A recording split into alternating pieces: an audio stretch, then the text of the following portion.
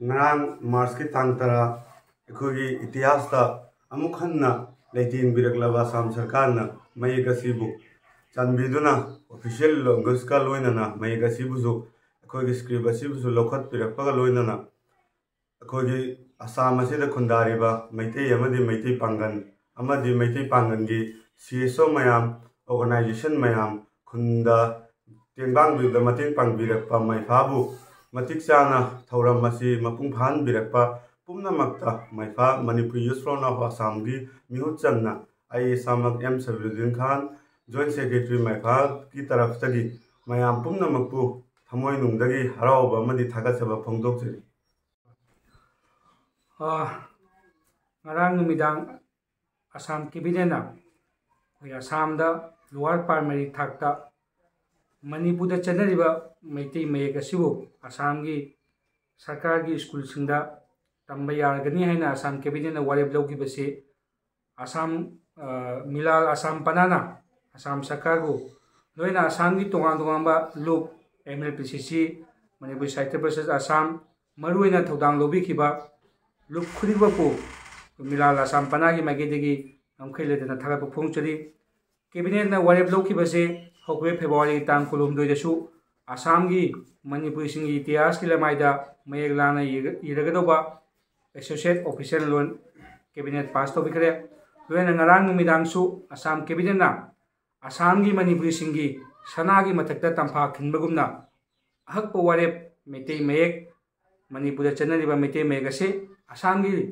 primary thakta tamba yagani ani warep lobi base Assam gi Manipur singna Assam sarkar amadi Assam gi cabinet loena Lakhibu gi MLA busu milala Assam panagi magidigi ngamkhile tena thagaba phungukchari makhatana Assam gi leiba Manipur chinau singda milal gi magidigi khona appeal tawjinangmadi Assam sarkarna cabinet na warep lawriba metei mayek amasung official loan asi Assam gi assembly da ayona pass tawngami damakta akhoi loop leiba loop singna punna akhoi amuk Assam sarkar da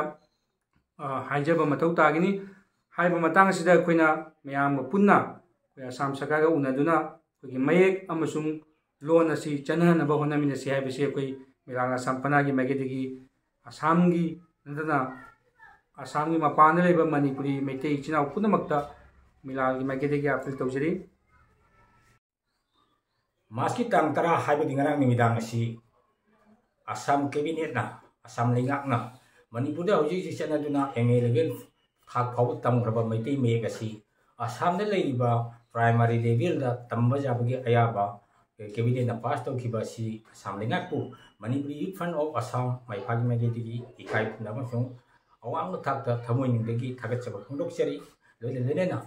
haribi skip asibu Assam da sananaba honabada saura thodang lobi khiba Manipuri Language Protection Coordination Committee MLPC amasung Manipuri Sahitya Parishad Assam loinana ate organization mayambusu Manipuri Youth Front of Assam maifagi magidegi hananna thagatchaba phongjokjari loinana ningsingba jabadi haugiba